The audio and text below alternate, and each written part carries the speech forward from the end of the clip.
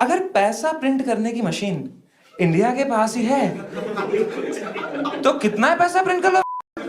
ऐसा नहीं कर सकते। Let me explain why. देखो, ये मैं आपको एकदम ही सिंपल और बेसिक एग्जांपल के थ्रू समझाता हूँ। ऐसा मान लो कि एक आइलैंड है और वो आइलैंड पे सिर्फ 5 लोग रहते हैं। सबके पास अलग अलग अमाउंट ऑफ मनी है, कोई अमीर है, कोई गरीब है। और मान लो मुझे उस आइलैंड पे जाके 5 डजन एप्पल्स बेचने हैं, और मान लेते हैं कि उनमें से कोई भी 1 डजन से ज्यादा एप्पल नहीं खरीदेगा, क्योंकि उससे ज्यादा की उनको जरूरत ही नहीं है। तो अब अगर मुझे अपने 5 के 5 डजन एप्पल बेचने हो तो मुझे हर एक इंसान को एक एक डजन बेचना पड़ेगा, क्योंकि उससे ज्यादा वो खरीदेंगे नहीं, और अगर उससे कम बेचूंगा तो मेरे सारे एप्पल्स बिकेंगे नहीं। इसका मतलब मुझे एक ऐसी प्राइस पे एप्पल बेचने होंगे जिससे कि सबसे अमीर आदमी भी उसे अफोर्ड कर सके और सबसे गरीब आदमी भी उसे अफोर्ड कर सके। और यही सोच के मान लो मैंने एप्पल की प्राइस रख दी 500 रुपया पर डजन। अभी हर कोई वो एप्पल अफोर्ड कर पाएगा और सारे एप्पल्स बिक भी जाएंगे। लेकिन अब वो आइलैंड की गवर्नमेंट ने अपने समझ भाई की तरह सोचा और बहुत सारे नोट्स छापना शुरू कर दिया, और जितने भी लोगों के पास कम पैसे थे उन सब में वो नोट्स को बांट दिया और सभी लोगों को एक सेम लेवल पे लेके आ गए। और अब अगर मुझे वहां पे जाके एप्पल्स बेचने हो तो एज अ बिजनेसमैन मैं क्या करूंगा, अपने एप्पल्स का प्राइस बढ़ा दूंगा, क्योंकि मुझे पता है कि अभी सबके पास बहुत सारे पैसे हैं तो बड़े आसानी से सब लोग महंगे एप्पल अफोर्ड कर सकते हैं। तो एक तरफ लोगों के पास पैसे तो बढ़ गए, लेकिन दूसरी तरफ महंगाई भी बढ़ गई।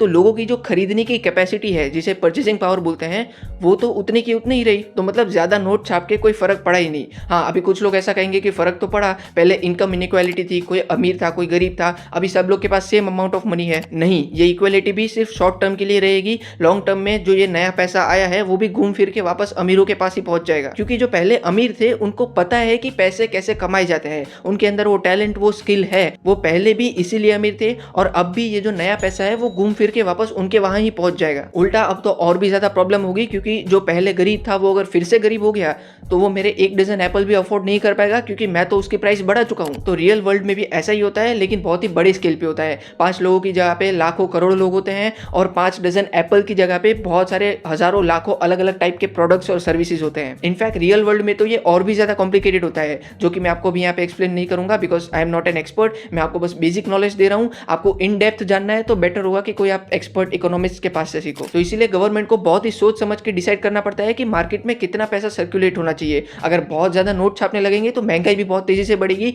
और ऐसा रियल में हुआ भी है। कुछ साल पहले जिम्बाब्वे की गवर्नमेंट ने यही गलती की थी। उन लोगों ने बहुत सारे नोट छाप दिए और इस वजह से वहां पे महंगाई आसमान छू गई थी। इंडिया में हर साल कितना इन्फ्लेशन होता है? 5 to 6%। अभी मैं आपको जिम्बाब्वे का इन्फ्लेशन चार्ट दिखाता हूँ। आप देखो, अराउंड 2007-2008 के टाइम पे वहां पे 150% से भी ज्यादा इन्फ्लेशन हो गया था। उस वक्त महंगाई इतनी बढ़ गई थी कि लोगों को बाहर कोई सामान खरीदने जाना हो तो वो ऐसे ट्रॉलीज में पैसे लेकर जाते थे। आप जो फोटोज देख रहे हो ये सब रियल फोटोज है जिम्बाब्वे की। और हमारे इंडिया में अभी जो सबसे बड़ा नोट कितने का है? 500 रुपए का। जिम्बाब्वे में उस टाइम पे सबसे बड़ा नोट कितना था पता है? 100 ट्रिलियन जिम्बाब्वियन डॉलर्स। 100 ट्रिलियन मतलब एक के पीछे 14 जीरोस, इतने का उनका सबसे बड़ा नोट था। तो जरा सोचो महंगाई किस लेवल पे होगी। ऐसी कंडीशन को हाइपर इन्फ्लेशन बोलते हैं। एंड और भी बहुत सारी कंट्रीज में ऐसा हो चुका है, जैसे वर्ल्ड वॉर 1 के बाद जर्मनी में हुआ था, वर्ल्ड वॉर 2 के बाद हंगरी में हुआ था, 1980s और 1990s में यूगोस्लेविया और अर्जेंटीना में हुआ था, और अभी रिसेंटली वेनेजुएला में भी हुआ था। तो अब समझ आया अनलिमिटेड पैसा क्यों नहीं छाप सकते।